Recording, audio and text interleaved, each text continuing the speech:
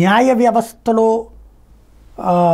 Bharatiya Janata party జోక్యం ఎక్కువైపోయిందన్న ప్రచారం చేసేవాళ్ళు చాలామంది ఉన్నారు. వాస్తవంగా అసలు న్యాయ వ్యవస్థ ద్వారా ఎదురు దెబ్బలు తింటున్నదే భారతీయ జనతా పార్టీ ఎక్కువగా.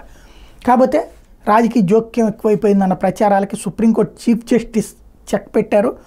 జడ్జిగా తాను పనిచేసిన 24 ఏళ్ల కాలంలో ఎన్నడూ ప్రభుత్వం నుంచి రాజకీయ ఒత్తిళ్లు ఎదుర్కోలేదని ఆయన తేల్చి చెప్పారు. మన దేశంలో న్యాయమూర్తులు వివాదాల పరిష్కారంలో అనుసరించాల్సిన విధానాల మీద సుశిక్షితులై ఉంటారు.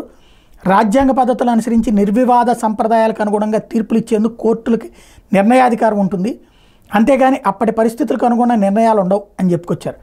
ఢిల్లీలో బుధవారం ఆక్స్ఫర్డ్ యూనియన్ ఏర్పాటు చేసిన కార్యక్రమంలో ఆయన మాట్లాడారు. రాజకీయ ఒత్తిడి అంటే ప్రభుత్వం నుంచి వచ్చే ఒత్తిడి గురించి నన్ను అడిగితే నేను 24 ఏళ్లలో ఏనాడు అటువంటి పరిస్థితిని ఎదుర్కోలేదు. అధికార వర్గం నాపై ఎలాంటి ఒత్తిడి తేలేదు. దేశంలో మనం అనుసరించే కొన్ని ప్రజాస్వామ్య సంప్రదాయాలు మన జీవితాలను ప్రభుత్వంలోని రాజకీయ ప్రభావం నుంచి దూరంగా ఉంచుతాయి అని ఆయన చెప్పుకొచ్చారు. రాజ్యాంగ అంశాలకు సంబంధించిన కేసుల్లో తమ తీర్పు ద్వారా పడబోయే ప్రభావం గురించి న్యాయమూర్తులు ముందుగానే పెద్ద ఎత్తున చర్చిస్తారని కూడా ఆయన చెప్పుకొచ్చారు. తమ నిర్ణయం వల్ల రాజకీయంగా ప్రభావితమయ్యే అంశాల గురించి న్యాయమూర్తి అవగాహన కలిగి ఉండటమే రాజకీయ ఒత్తిడికి విస్తృతార్థంగా భావించవచ్చు అని చెప్పారు.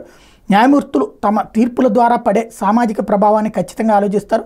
మేము తీర్పు చెప్పే చాలా కేసుల్లో తీవ్రమైన సామాజిక ప్రభావం ఉంటుంది. అయితే న్యాయమూర్తులుగా విషయంలో మేము అవగాహనతో ఉండటం మా విధి. సమాజంపై ప్రభావం పడే అంశాలు చివరిగా మాపైన ప్రభావం చూపుతాయంటూ చీఫ్ జస్టిస్ చెప్పుకొచ్చారు.